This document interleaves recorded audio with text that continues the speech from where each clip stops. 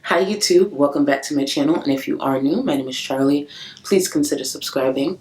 Now, as far as today's video, Transparent Tuesday is something that I've been wanting to introduce to my channel. I believe that the weight we're truly carrying is not the weight that the world sees.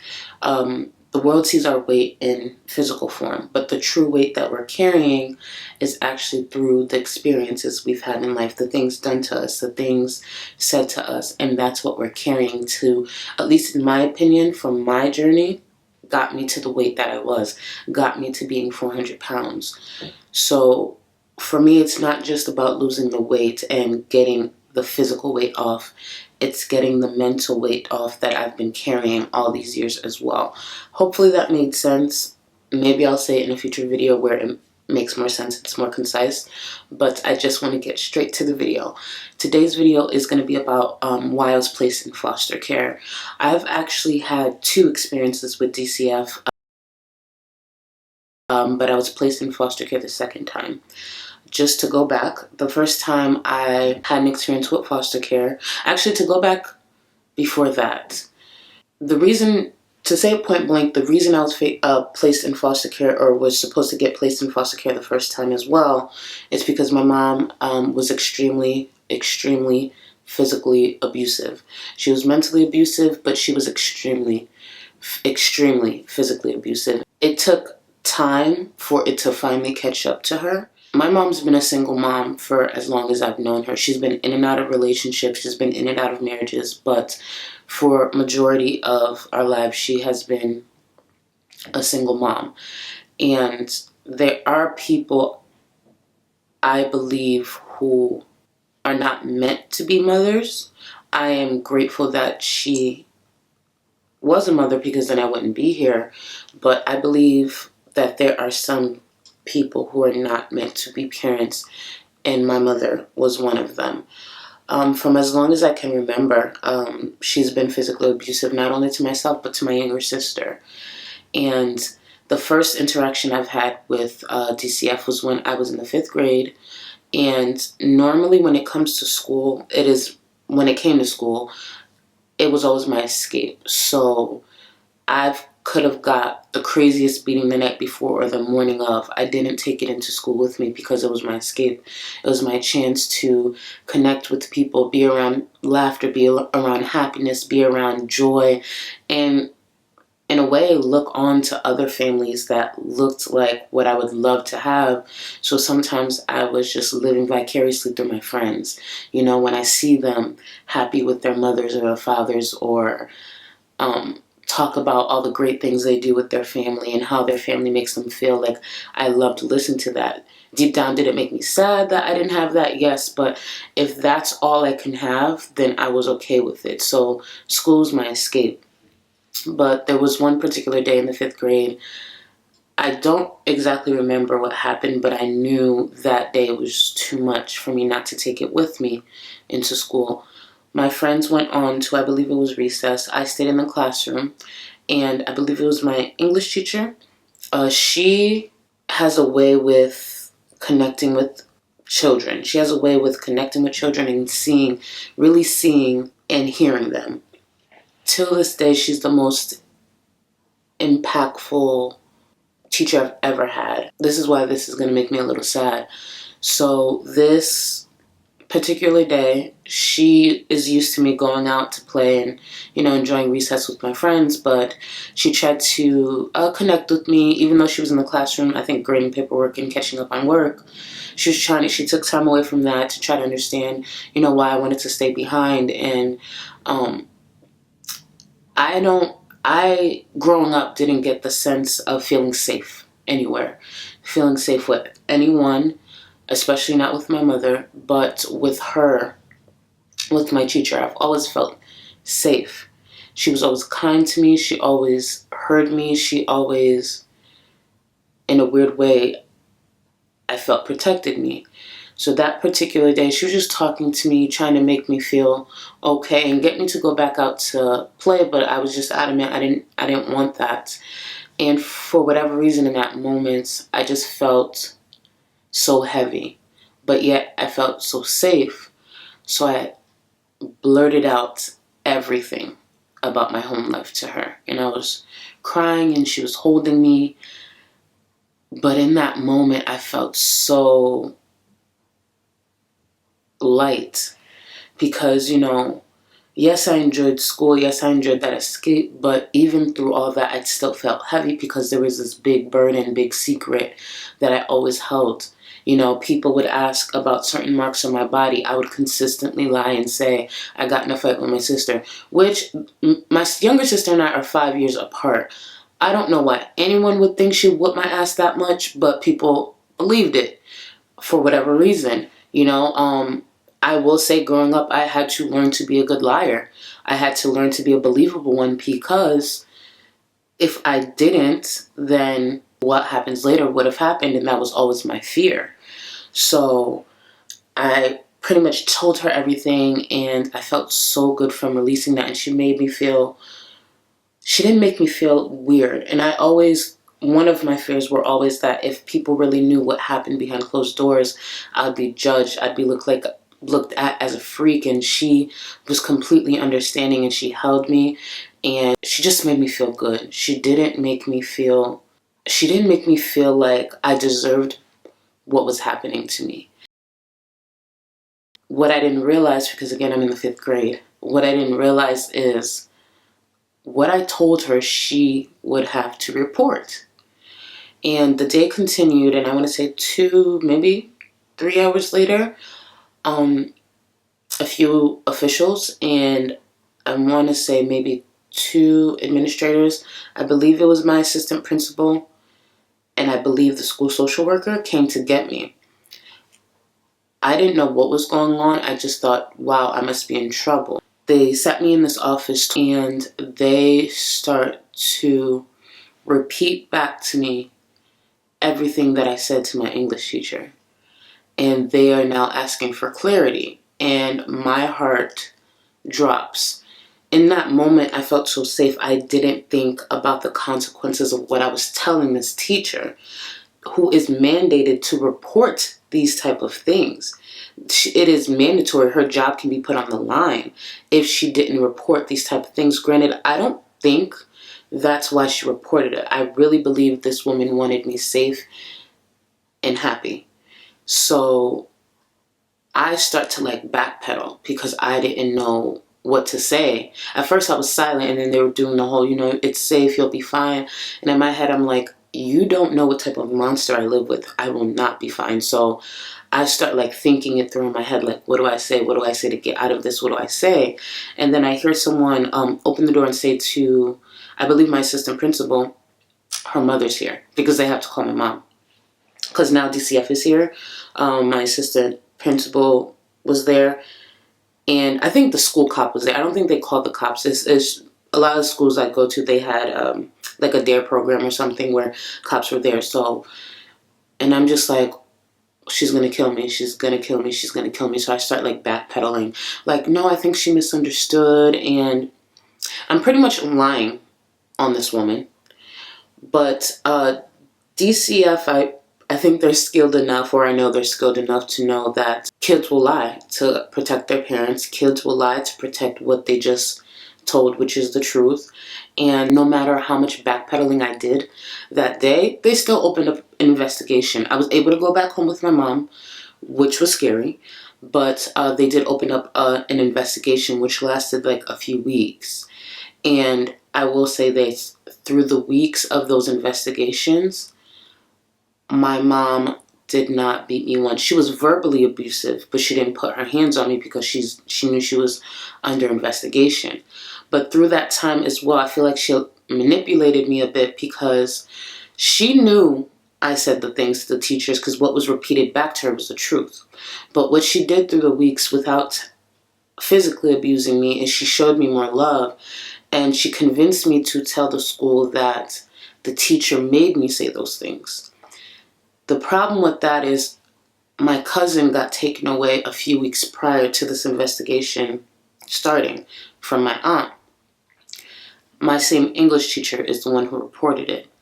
So then my aunt and my mom created this whole narrative of pretty much she's just after taking away black children from their families. It was just like this whole thing.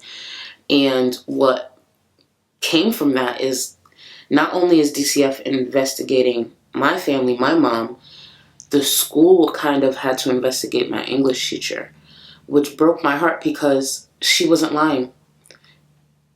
I was lying on her. My cousin was lying on her. We were lying because our parents told us to lie.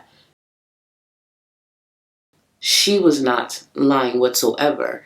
And it broke my heart because of the school investigation, I could no longer be in her class. I could no longer have contact with her. She really couldn't even breathe my way. The one person in that school that I truly felt protected and safe with, I could now no longer have contact with because I lied on her. Because I tried to protect myself and I was scared.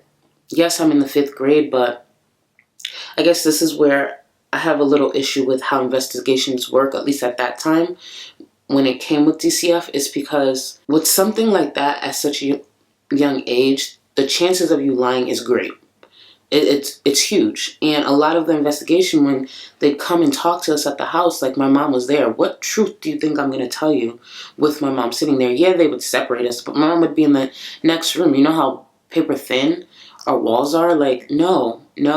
I was going to continue to keep up this lie, because if I don't, that's me dead. So the investigation eventually was closed. The problem with that is the minute my mom found out the investigation was closed, she doubled down on the abuse. Doubled down on the abuse. Everything she kept in for those few weeks came out of her for years to come. Years to come. I remember when I was 9. Yeah, when I was 9. I'll never forget this. I had this Winnie the Pooh book bag that I loved. My mom got it for me from Macy's. And it had this attachable pouch, and I would put my key in it, and I loved that book bag. I think it was like $15, maybe $20 max. I loved that book bag. And there was a specific day that I got bullied, and he beat me up real bad. Real bad. Stomped the shit out of me. The reason behind it, I think he was just angry because when I was that young, I was actually that vocal. I was a really shy kid. I really wasn't that vocal, but I think I was just an easy target, and he stomped the shit out of me. And then he grabbed the pouch that was on my book bag that had my house key and threw it out of the moving bus. So my mom's used to me getting home at a certain time to call her to let her know I'm home, but I didn't have that option, so I had to go to a neighbor's house to call her and tell her I lost my key.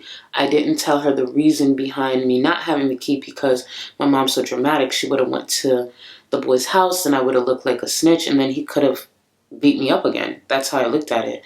So I didn't tell her.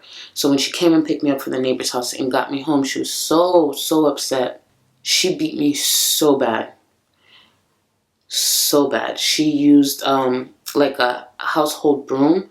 Now the inside of the brooms, I don't know if a lot of people know, and I think they're still made that way. They're made out of some type of metal. It's a thin metal, and then the thin plastic sheet of green or yellow or whatever goes over it. And she beat me over my back with that broom so hard that it snapped and I fell to the ground. Now, because it snapped and this is a metal, so the edge of it is sharp. So she's still holding the other end and the other snapped part is on the floor. When I started to get up, she swung the broken broom at me and the sharp tip cut my face. And I actually still, I don't know if it still shows, but I still have a scar from it. This is from, if it shows on camera, I don't know, but this is from when I was 9 because I lost my key. And what broke my heart about that is I actually lost my key because someone beat my ass for no reason. And you're now beating, I'm 9. You're breaking a broom over my back. And you just sliced my face open for a house key. Maybe $2 to replace a house key. And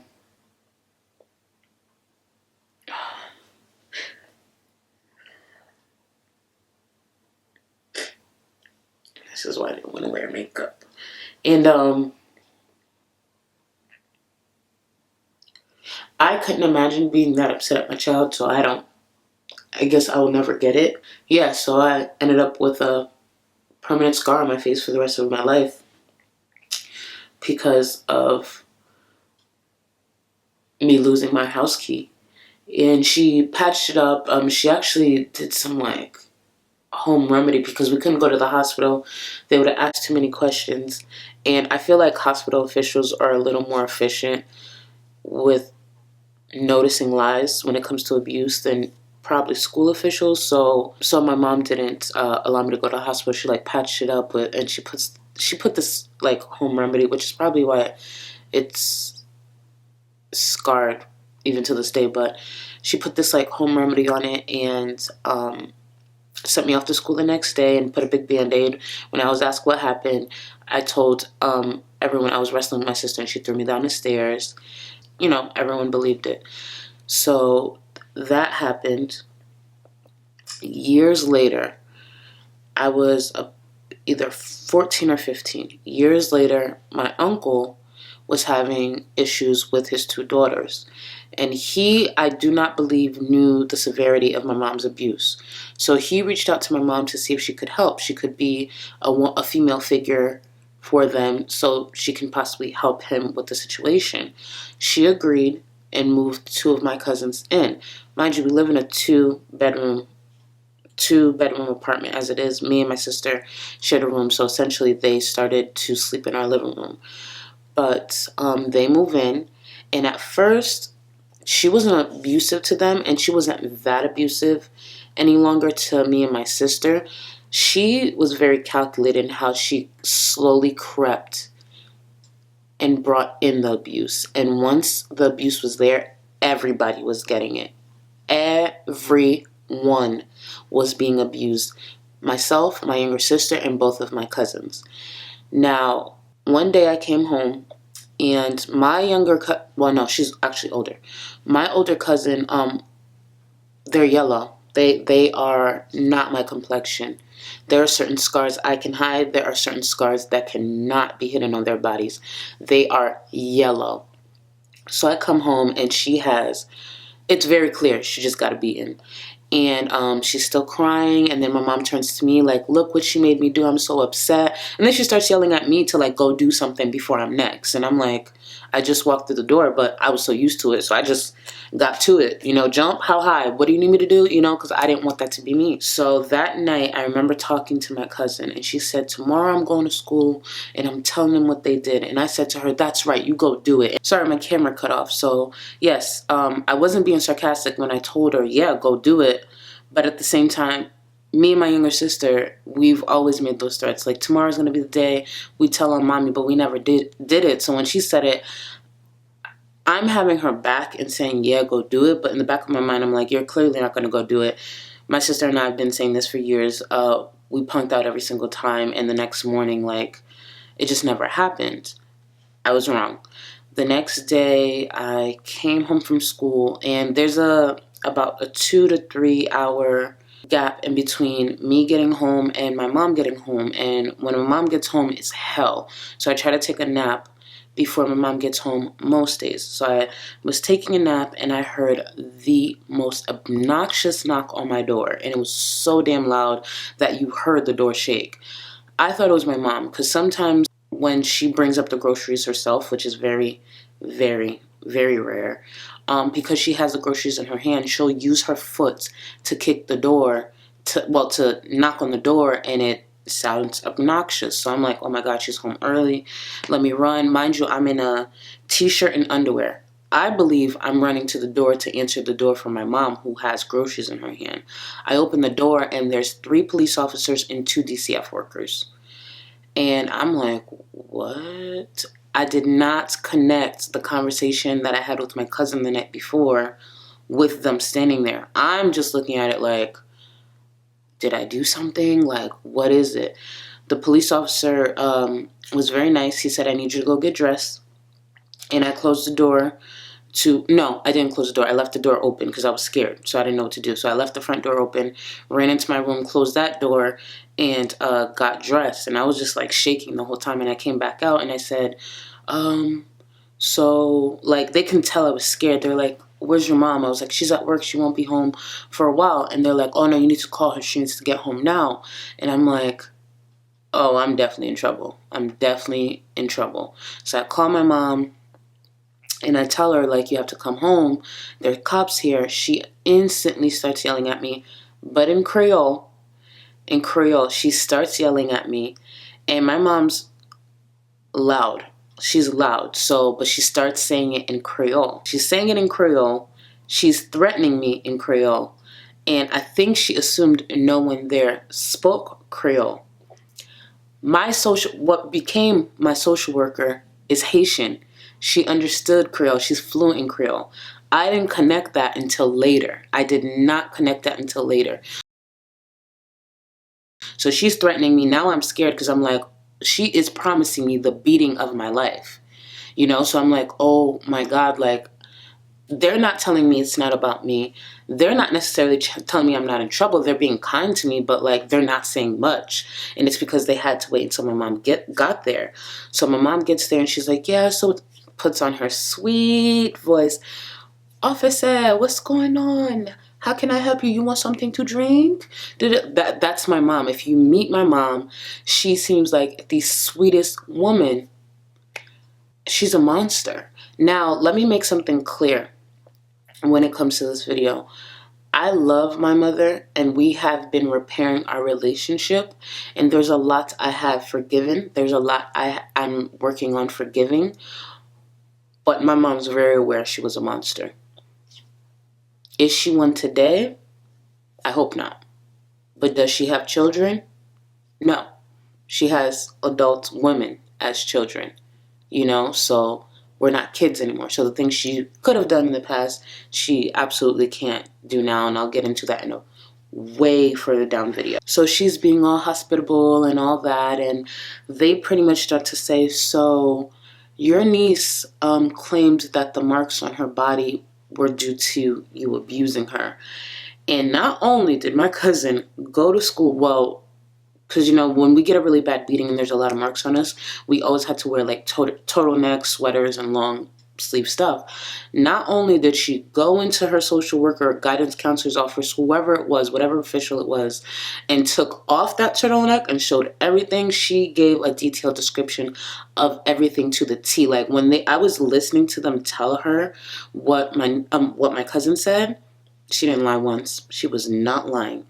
My mom puts on an Oscar-worthy performance and starts crying and said, this is what I was scared of. She kept threatening me if I didn't let her go out. She'd lie on me and get me arrested. And I'm sitting here listening to this like, what?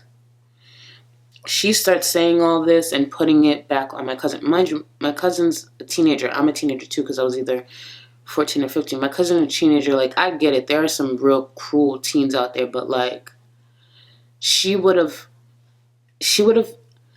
and in so many, you know, in so many words, my social worker did say that. She was like, she would have had to throw herself in front of a moving train to self-inflict this, because it was really bad.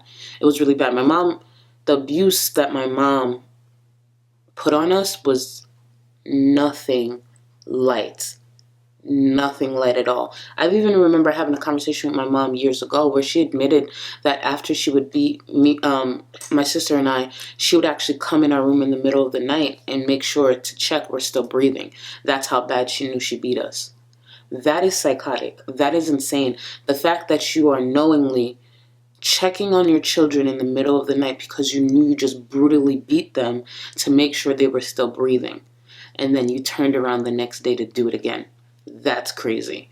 But to get back to what the social worker was saying, she was like, that's really hard to believe because she would have needed help. She can't, like, because she had bruises on her back. She had, like, it was a bad beating. So then my mom was like, no, well, her sister hates me too. And then my mom brings me into it like, right? Didn't you tell me that she said she would do something like this? And I'm like, yeah, she did. Yep. And she did. And I saw my mom like fixing her face to do something. I'm like, yeah, she did. And I got into my performance. Yeah, she doesn't like my mom. Da, da, da. But thank God, the two social workers that were there, the one that ended up being my social worker long term, they can tell I was lying because I didn't catch on, because this is all spur of the moment. When my mom used to abuse me, I used to practice the lies prior, so I was good at lying. But spur of the moment, on the spot, I'm not a good liar because I'm a kid. I'm a child. So you're going to see the hesitation. But if I practiced it before I got to school, it flows. You can't tell me nothing. But in that moment, it didn't flow. I was getting stuck, and then I got into the groove because I was telling the lies in my head and then started saying it out my mouth. But they already caught that it was a lie. And not only that, my mom didn't realize she was Haitian. She heard my mom threatening me on the phone when I was telling her to come home because the cops were there. So my mom doesn't realize. My social worker knows all this. She's not saying it to her. She knows all this, though. She's just, writing up her report. And what ended up happening on that day, they let her know that my nieces won't be coming back. And seeing that I'm denying all types of abuse. Like, no, she's never put her hands on me. She's never put her hands on my cousins. So they allowed me, my sister and I, to stay. But they made it clear, because there are these claims out there, and now you are under investigation once again with DTF. Your nieces can't come back. Her nieces can't come back. My cousins end up going back home to my uncle. So they go back home to my uncle, and my mom is pissed. She calls the whole town, dragging their name through filth, dragging their name through complete filth. Not taking any sort of accountability for the fact that, one, she didn't lie about anything. Two, you do abuse us. Three, like, how are you the victim? My mom had a habit of turning all this around. Anything that's ever happened to her, she turned it around and always blamed another person, never herself. The reason she abused us is because we were bad kids and we were behaving badly. So we forced her to do that. That was always her claim. So the investigation's going and going. This time it actually goes to court. The first time it was just closed, but this time it goes to court.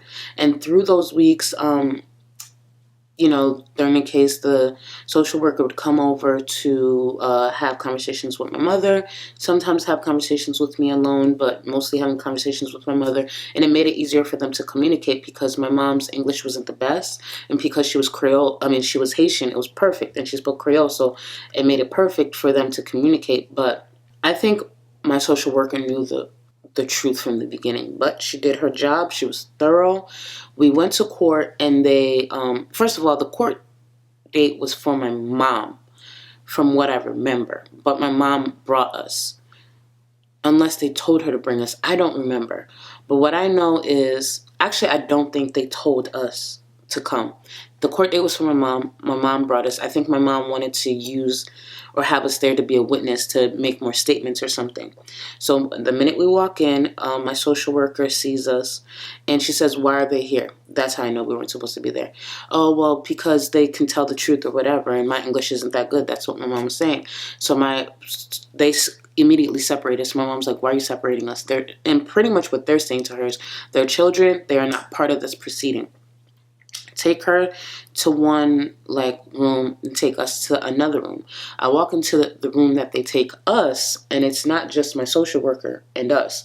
It's a police officer and another social worker and a court official. That's the best way I can explain it. And I'm like, this is weird. I thought they were going to take us to a playroom, honestly. Yeah, I was 14 or 15, but that's what I thought, a playroom. But they took us there, and my social worker sat down and said, "I just want to make this clear, you're not going home today." And I'm like, what? And she went through everything. She's literally talking, and my head is spinning, because what I'm hearing her say is, we're being taken away from our mom. And I immediately get scared because I think about all the foster care stories I hear about the houses and people getting mistreated. And I'm like, not only do I not want that for myself, I definitely don't want it for my younger sister. Like, I don't want her to have to go through that. Granted, yes, the abuse is way worse, but I even asked her, like, is there somewhere we're going? And in that moment, she said, there's not a place that we have for you in this moment, but we're going to take you back to my office, and then we're going to figure it out. I promise you we're going to figure it out.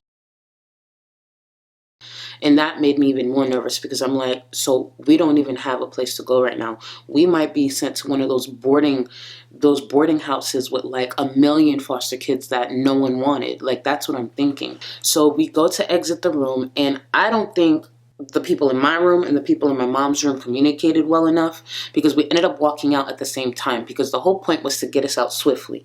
We end up walking out at the same time. My mom looks over her shoulder and sees us. They had just told this woman in that room that her children are being taken away. So they're exiting with her. She's crying. She looks over her shoulder. She sees it's us. She starts screaming for us. She said, just come, just come. And it's like this whole dramatic thing in the hallway of the court.